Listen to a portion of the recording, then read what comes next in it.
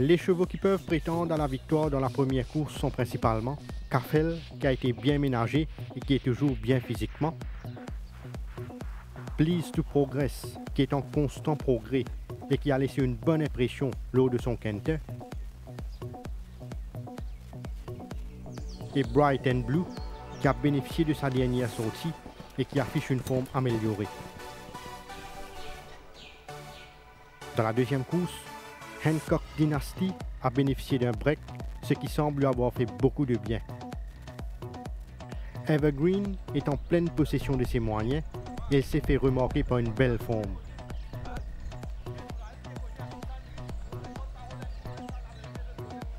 Catwalk Model a été maintenu sur sa fraîcheur physique et il est toujours dans de bonnes dispositions.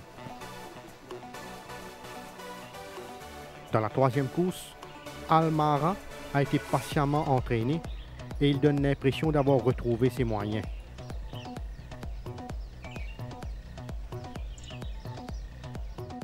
Canadian Club s'est bien acclimaté et il a fait preuve d'une belle générosité sur la grande piste. Capiti Coast est sur la bonne voie au niveau de sa progression et il a paru bien affûté.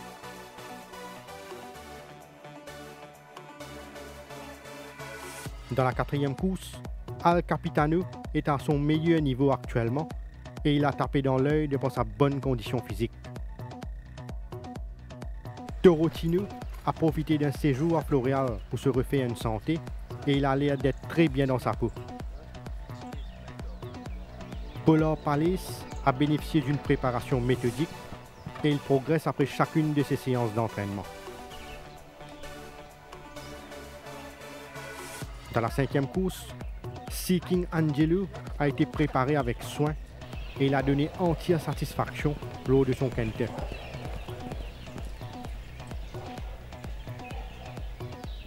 Kalinago a bénéficié de son dernier galop de course et il ne s'est contenté que du maintenance work à Floréal. Bastilde a progressé de façon satisfaisante et elle s'est bien comportée sur la grande piste. Dans la sixième course, la belle forme de Destan a retenu l'attention. Ce coup-ci a gagné davantage en endurance par rapport à sa dernière sortie.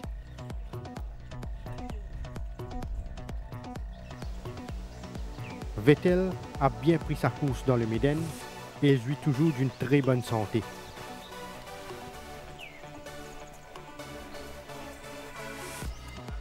Independence a été entraîné avec beaucoup de soin et il a dévoilé du potentiel sur la grande piste.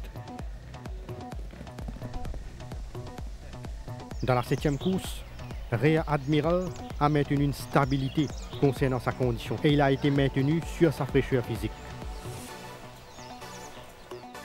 Silver Bluff respire la santé actuellement et son séjour au centre Guy Desmarais lui a fait beaucoup de bien.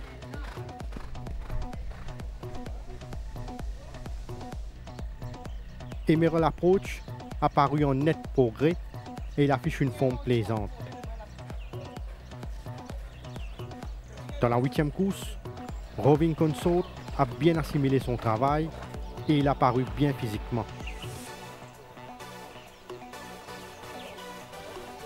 Eastward Bound est en pleine possession de ses moyens et sa belle forme n'est pas passée inaperçue.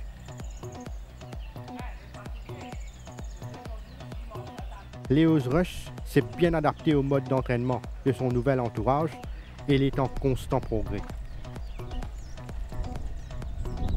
Kevin Ganois, you are riding Vettel in the main race after his great win in the Maiden Cup. What can we expect from Vettel this time?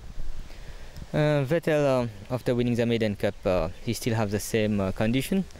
Actually, rode him work last couple of weeks. He has improved again. He's giving me a great pleasure to ride him in track work. He's the same horse. I expected a very big race from him. Vettel has drawn 8 with Independence on his inside. Do you think he will be able to lead like last time? Well, Vettel is a horse like he likes to go in front. Even the draw does not matter for me. I think when I be out the gate, he'll be there about, and then I'm pretty sure we'll take the lead. I know myself, any horse will try to follow him or go in front of him, they will not finish their races. Kevin fin cause lo chance Vettel, où il y a l'écurie Gladiator, il y a aussi Destin dans les courses là. Qui vous pensez lo bonne chance dans les courses là? Vous pensez Destin une chance avec ce poids plume 53 kg. Bon, la première fois il fait 53 kg.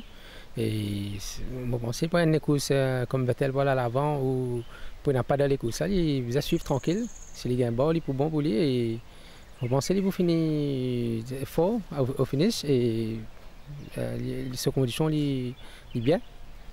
Je pense qu'il y a un bon sens outsider. Kevin, you are also riding Silver Bluff in the 7th race. What are his chances? Silver Bluff, I haven't rode him at track work, but he looked very well. Last time I rode him over 7 furlong, which is 1400 meters. Now he's going over 8 furlong, 1600 meters. Don't think that would bother him. He's a big horse, big striding sort of kind horses. I rate him a very, very good chance. What about Game Love in the 4th race? Game Love last time ran a good race. Probably I thought he needed the race a little bit. Now he has a run and his belt, and he's coming with some decent sort of horses like El Capitano. Even we got another Torocino, which is not a bad horse in this grade. But Game Love will be there about, and I think he'll have a good chance in the race too. Kevin, what are your best chance and an outsider for our viewers?